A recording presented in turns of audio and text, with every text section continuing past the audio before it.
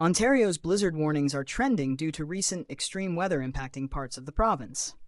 In December 2024, regions such as Owen Sound, the Blue Mountains, Hanover, and Kincardine faced intense lake-effect snow squalls from Lake Huron, triggering blizzard warnings.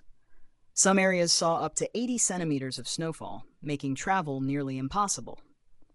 The combination of heavy snow and strong winds created dangerous travel conditions, leading authorities to issue warnings and discourage non-essential travel.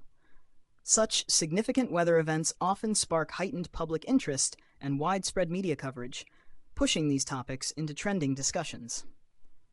As of January 28, 2025, no blizzard warnings are currently active in Ontario. However, residents are advised to stay alert, as weather patterns can shift quickly.